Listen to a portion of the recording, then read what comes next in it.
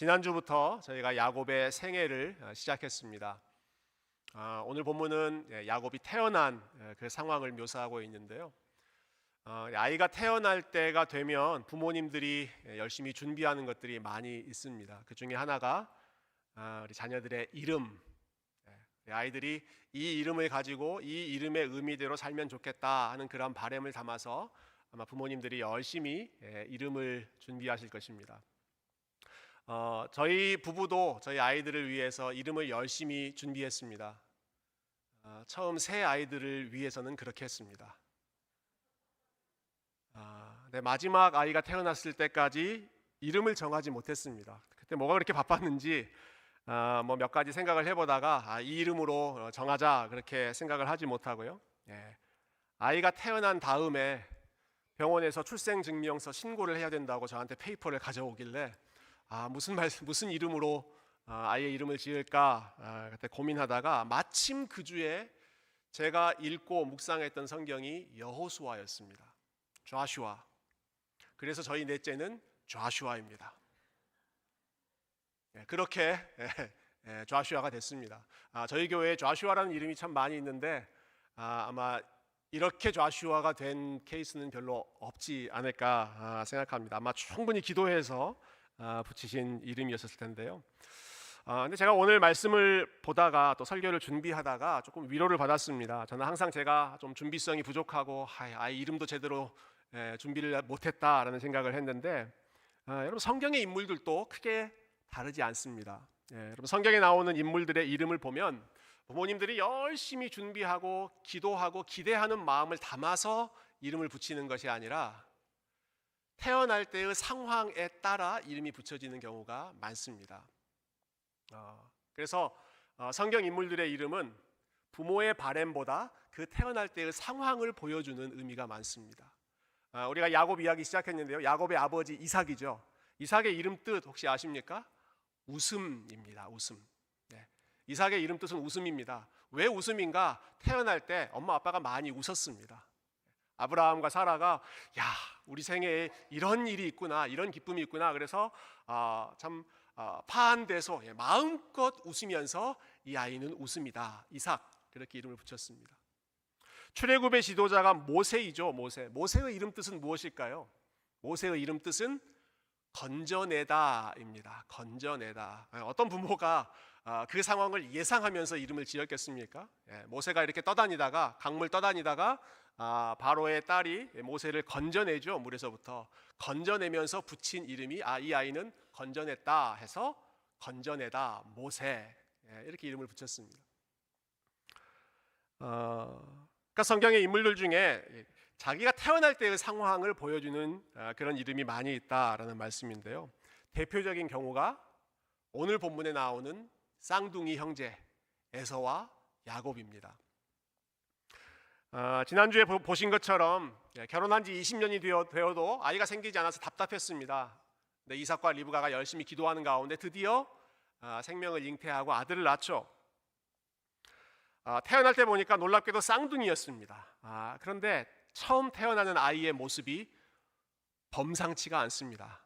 여러분 25절을 한번 보십시오. 첫째 태어난 아이의 모습을 이렇게 묘사합니다. 25절 한번 띄워주시겠어요? 먼저 나온 자는 붉고 전신이 털옷 같아서 이름을 에서라 하였고 그 태어나는 모습 보고 이름을 붙였습니다. 에서라는 이름의 뜻은 빨갛다입니다. 빨갛다, 붉다, red. 태어나는데 몸이 빨갰습니다.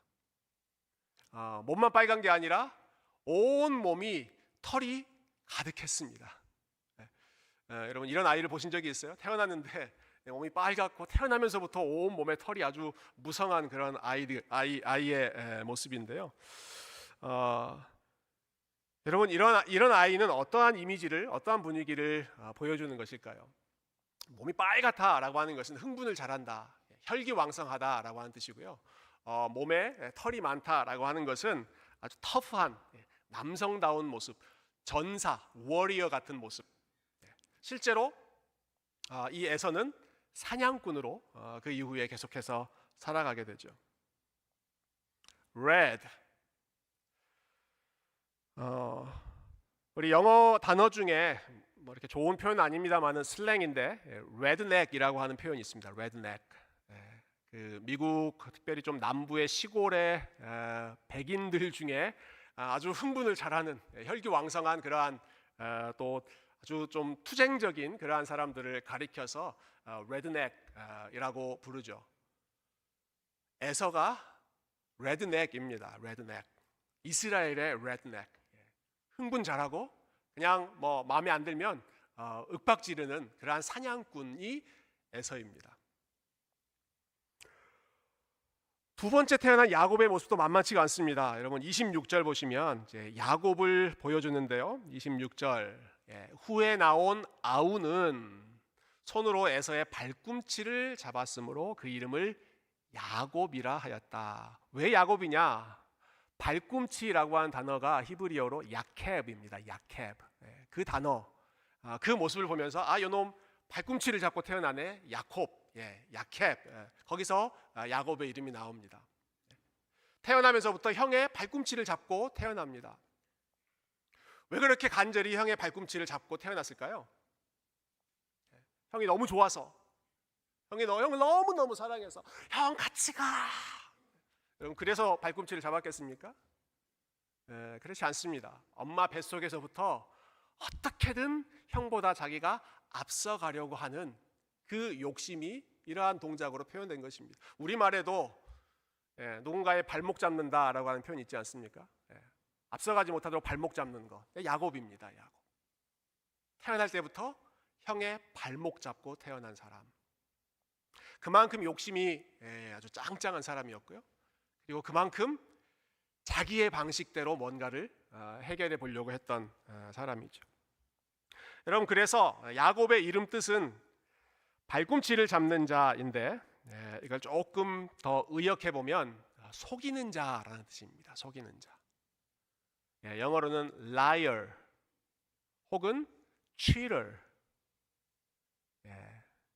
여러분 이름이 cheater, 속이는 자, 사기치는 자입니다. 발목 잡는 자, 등쳐먹는 자. 여러분 이 형제를 한번 생각해 보십시오. 한 사람은 태어날 때부터 온 몸이 붉은 혈기왕성한 핫 템퍼, 털이 무성한 전사처럼 워리어로 태어났습니다. 사냥꾼입니다.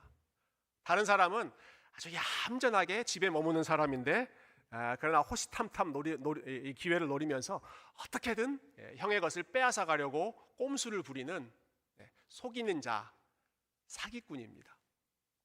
제가 제목을 한 사람은 사냥꾼, 한 사람은 사기꾼 그렇게 해서 이름을 한번 붙여봤습니다만은 여러분 이 형제들이 앞으로 살아갈 그 스토리를 한번 생각해 보십시오. 뱃속에서부터 그렇게 치열하게 경쟁하고 싸웠던 한 사람은 사냥꾼이고 한 사람은 사기꾼이고 여러분 이 형제들이 자라면서 얼마나 싸움과 갈등과 스토리가 많았겠습니까? 주도권 다툼 얼마나 이 두 형제들이 많이 싸우면서 살았겠습니까? 앞으로 우리가 그 이야기를 차근차근 함께 살펴볼 것입니다.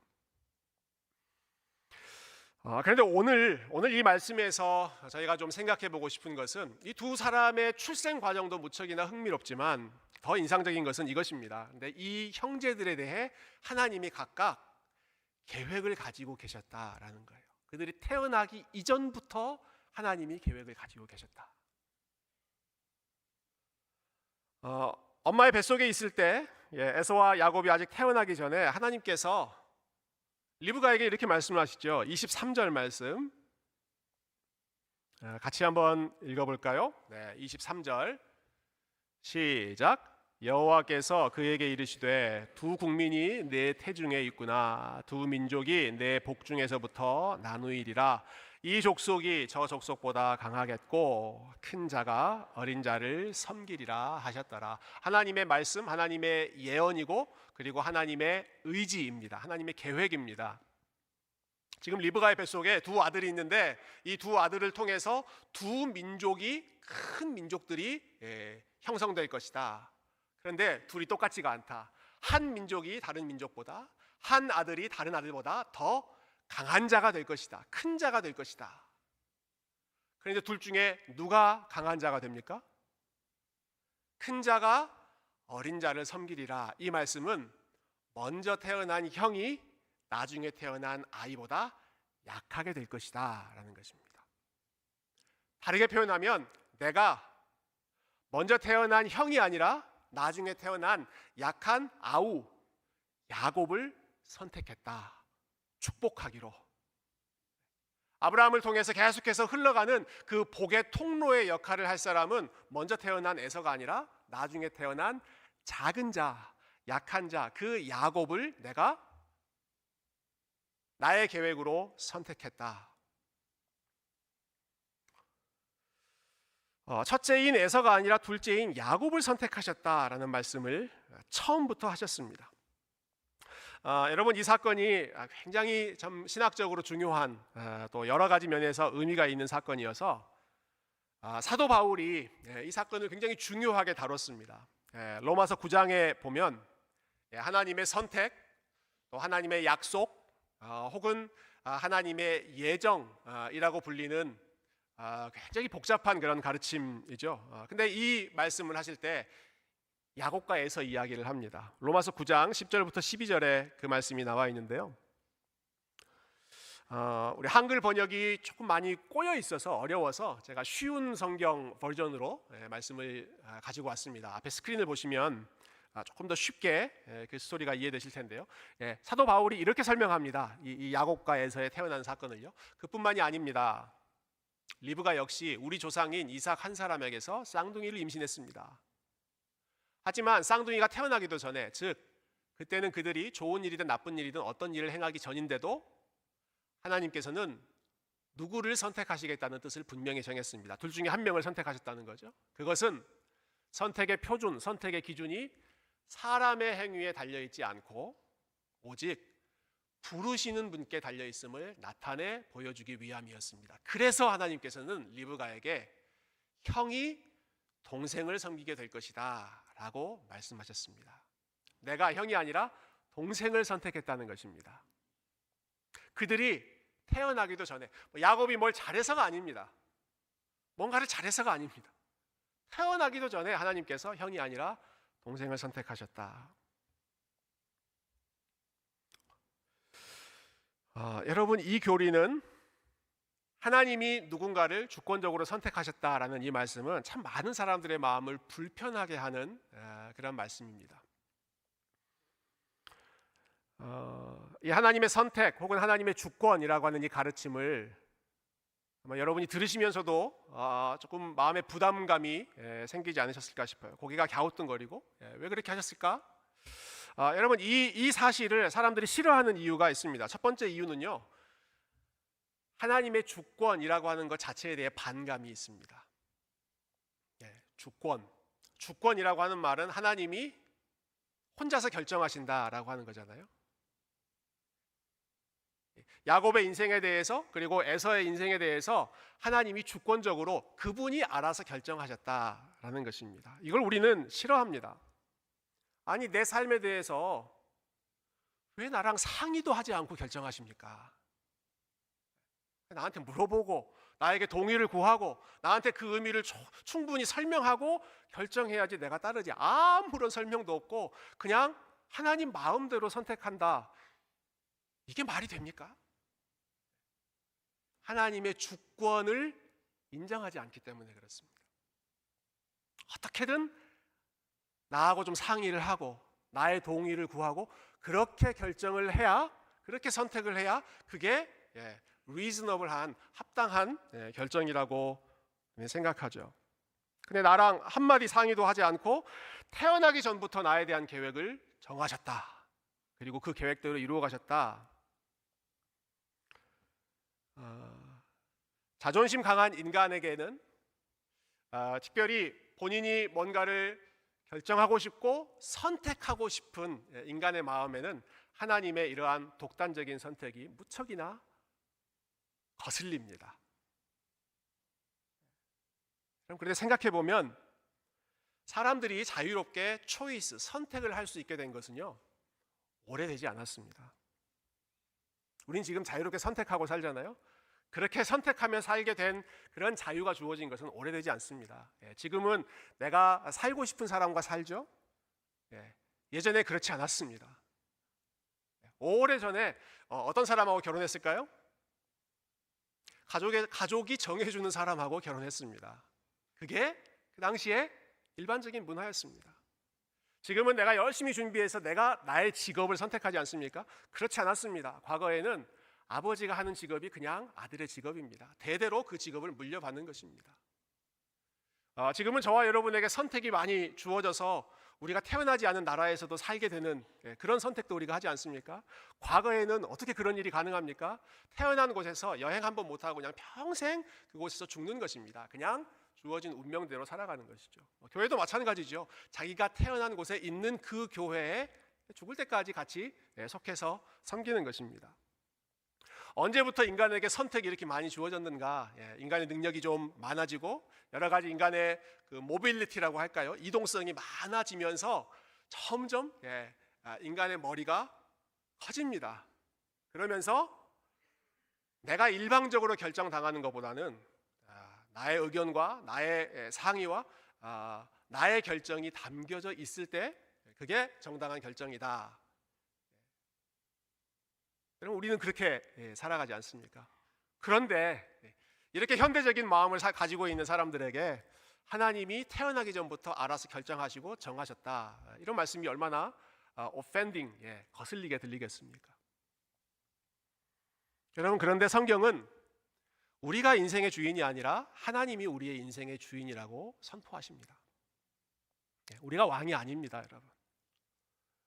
우리가 계획하고 내가 정하고 그래서 펼쳐지는 것이 아니라 우리의 인생의 창조주이시고 주권자이시고 왕이신 하나님께서 계획하셨습니다. 에서는 이렇게, 야곱은 이렇게, 그리고 하나님은 그 계획대로 야곱의 삶을 긴 시간 동안 계속해서 그분의 계획이 이루어지도록 끝까지 주권적으로 인도하십니다. 하나님이 왕이시기 때문에 우리의 지혜가 아니라 하나님의 지혜가 온전한 지혜이기 때문에 그 지혜를 인정하고 하나님의 왕 되심을 보여주는, 하나님의 주권을 보여주는 사건이 이 야곱을 선택하셨다라는 사건입니다. 이 하나님의 선택을 싫어하는 또 한 가지 더 중요한 이유가 있는데요. 하나님이 unfair 하시다라는 생각 때문입니다. Not fair. 하나님 unfair, it's not fair. 왜 하나님 야곱은 축복하기로 선택하시고 에서는 축복하지 않기로, 축복으로부터 제외하시기로 선택하셨습니까? It's not fair. 여러분, 에서에게 하나님께서 이러한 결정을 하신 것 fair하다고 생각하십니까? 에서가 뭘 그렇게 잘못했다고 하나님께서 야곱보다 에서를 이렇게 차별하시는 걸까요? 그래서 이러한 말씀을 우리가 접할 때, 읽을 때, 생각할 때 하나님의 결정은, 하나님의 선택은 It's not fair, unfair하다, 공정하지 않다, 부당하다라는 생각을 많이 합니다.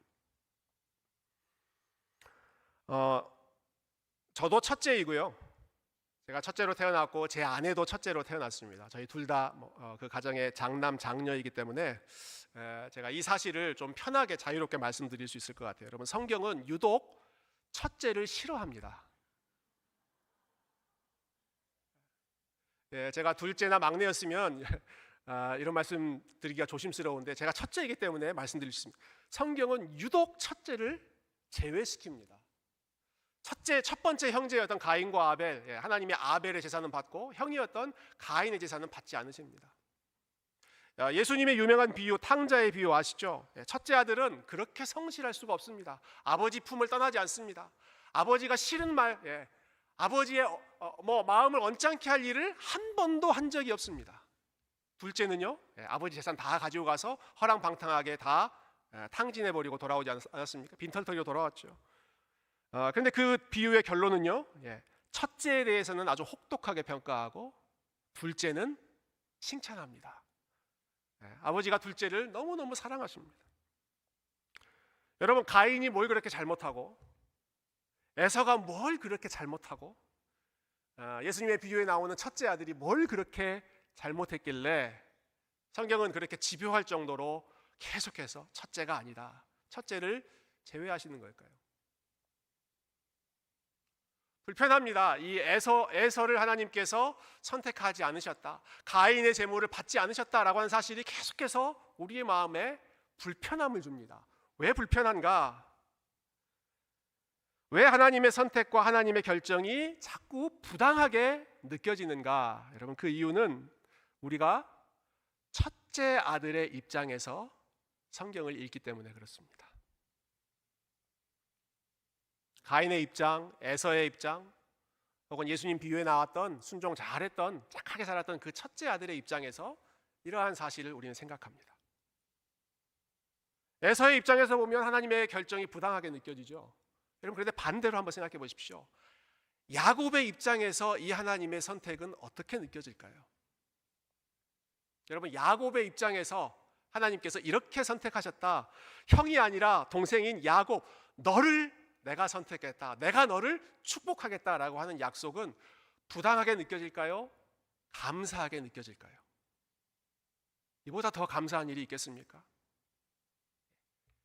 야곱처럼 읽으라고 우리에게 가르쳐 주신 교리가 그 말씀이 하나님의 선택입니다.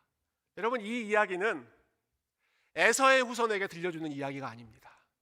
야곱의 후손에게 들려주고, 그리고 저와 여러분에게, 믿는 자들에게 하나님의 은혜로 선택을 받은 그 사람들에게 들려주는 이야기입니다.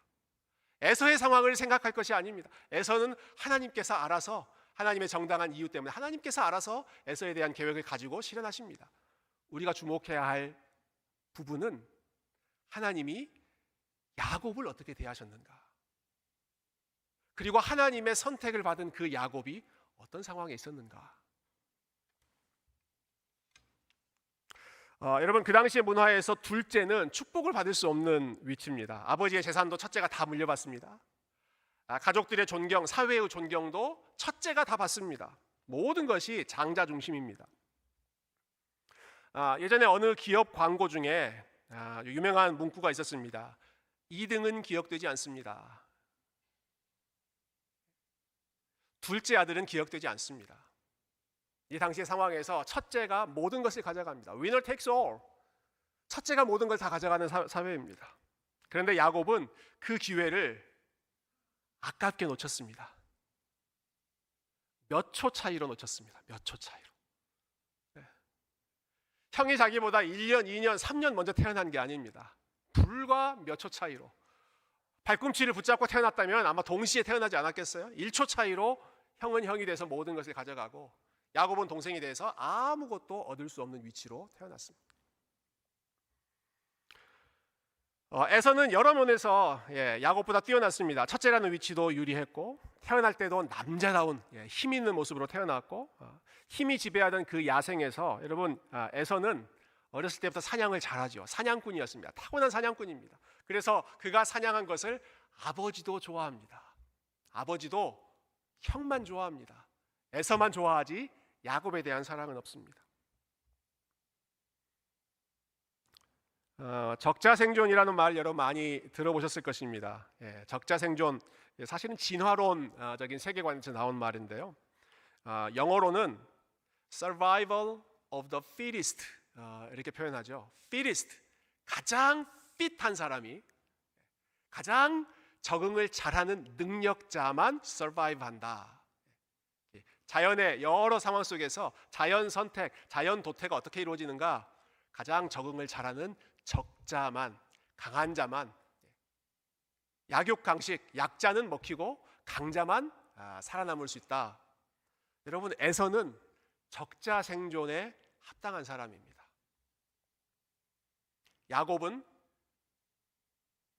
그럴 수 없습니다. 모든 면에서 형보다 뒤처집니다. 태어난 순서도 형보다 늦습니다. 능력도 형보다 못합니다. 형은 아주 자유분방하게 야생을 정복하면서 살아가지만 야곱은 그렇지 않습니다. 야곱은 집안에서 조용히 유약한 사람으로 살아갑니다. 어떻게든 자기는 형보다 앞서고 싶습니다. 형보다 앞서고 싶습니다. 그런데 아무리 손을 뻗쳐봐도 어디에 닿아요? 형의 발 뒤꿈치밖에 닿질 않습니다. 저는 이 동작도 굉장히 상징적인 것 같아요. 여러분, 우리가 어떤 사람의 능력이 미치지 못할 때 저 사람은 내 발 뒤꿈치에도 못 미친다, 그런 표현하지 않습니까? 발 뒤꿈치밖에 안 됩니다. 야곱은 에서와 비교하면 발 뒤꿈치밖에 못 미치는 사람입니다. 모든 면에서 그렇습니다. 그런데 하나님이 누구를 선택하세요?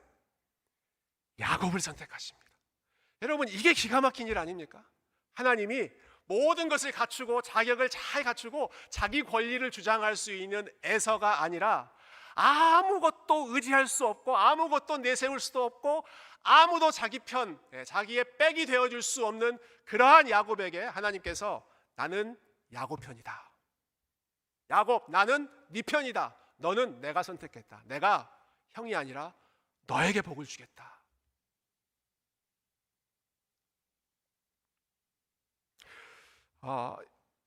여러분, 야곱이 선택받은 것 페어한 일일까요? 야곱이 이렇게 하나님의 축복의 대상으로 선택받은 것 공정한 일입니까? 페어합니까? 여러분, 페어하다고 말씀하시겠습니까? 은혜이죠, 은혜. 은혜로 선택받았습니다. 은혜는 페어하지 않습니다. Grace is not fair. 여러분, 은혜는 공정한 것이 아닙니다. 아무런 자격이 없는 자에게 그냥 무작정 복을 주시고 사랑을 쏟아 부어 주시는 것이 은혜입니다. 공정하지 않습니다. 그냥 무차별적으로 베풀어 주시는 하나님의 호의입니다. 야곱이 그런 사랑을 받습니다. 아무것도 형보다 나은 게 없는데 그의 위치도 능력도 그의 성품이나 심지어는 그의 도덕성도, 그래도 야곱이 에서보다 조금 더 착하지 않았을까? 여러분, 야곱의 이름이 속이는 자입니다. 치러예요, 치러. 이름이 치러면 말 다 한 것 아닙니까? 야곱에게서 무슨 선한 것을 볼 수 있겠습니까?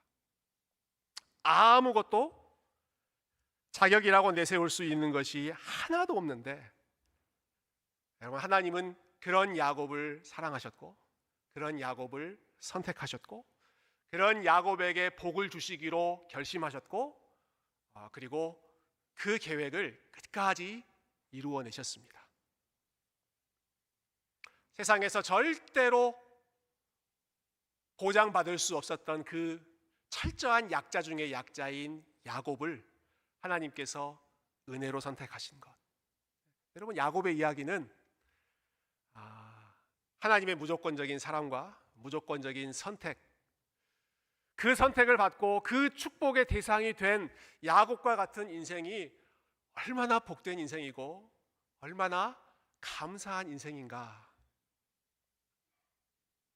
여러분, 저와 여러분이 모두 다 야곱과 같이 하나님의 선택을 받고 하나님의 사랑의 대상이 된 줄로 믿습니다. 에서처럼 자기가 자격이 있어서 권리가 있어서가 아닙니다. 아무것도 자격이 없는데, 그런데 하나님께서 내 편이 되어주시겠다고 하고요. 그리고 하나님께서 내 손을 들어주시겠다고 하고요. 그리고 하나님께서 나에게 복을 주시겠다고 하십니다. 여러분, 그 사실을 우리가 어떻게 믿을 수 있습니까? 하나님이 내 편이라고 하는 사실을 우리가 확신할 수 있을까요? 여러분, 어떻게 하나님이 내 삶을 포기하지 않고 하나님이 끝까지 나를 사랑하신다라고 하는 사실을 우리가 확실하게 하나님의 확실한 약속으로 붙잡을 수 있을까요? 하나님께서 정말로 첫째 아들 대신에 첫째 아들을 스킵하고 우리를 하나님이 선택하셨기 때문입니다. 하나님이 저와 여러분을 선택하실 때 치르신 대가가 있습니다. 모든 첫째 아들 중에 첫째 아들. 사도 바울은 골로새서에서 그렇게 말하죠. 예수님에 대해서 He is the firstborn of all creation. 모든 피조물 중에, 모든 있는 것 중에 firstborn, 첫째 아들. 그 첫째 아들을 하나님은 내어주셨습니다. 첫째 아들 지나가셨습니다. 뭐 하시려고요? 저와 여러분을 하나님의 자녀 삼게 하시려고. 야곱과 같은 우리의 신분에 하나님의 복이 임할 수 있는 그 길을 열어주시려고 하나님께서 하신 것은 여러분, 에서는 첫째 아들이지만 흠이 많은 아들이었습니다. 예수님은 첫째 중에 첫째이시면서도 아무런 흠이 없는 분이십니다. 아무런 죄도, 아무런 흠도, 아무런 부족함도 없는 분이십니다. 그러나 하나님께서는 그 독생자 아들 예수 그리스도를 내어주시고 저와 여러분 야곱과 같은 사람들을 얻으셨습니다. 하나님께서 그와 같이 우리를 하나님의 자녀로, 하나님의 상속받는 그러한 유산을 이어받는 복된 자녀로 선택하셨다면 어떤 상황에서도, 우리가 어떠한 모습이라고 하더라도 하나님이 우리의 편이 되어주시고 하나님이 우리를 향한 계획을 이루어 가시고 하나님께서 저와 여러분의 삶에 복 주신다는 이 사실은 여러분 어떤 상황에도 끊어질 수 없습니다. 어떤 것도 끊을 수 없는 그 하나님의 주권적인 선택, 그 하나님의 주권적인 사랑. 우리는 자격이 있어서 하나님의 사랑을 받는 게 아니라 아무런 자격이 없는데 그 사랑을 받았기 때문에 여러분 모든 것이 당연한 것이 아니라 우리가 누리고 있는 모든 것이 하나님이 거저주신 선물이고, 그래서 감사하고, 그리고 어떠한 상황에서도 여러분 아무것도 보지 않고 선택하셨다면 우리의 상황이 어떠한 상황이든 간에 그 선택을 그대로 지키시고 그 계획을 하나님께서 이루실 것입니다.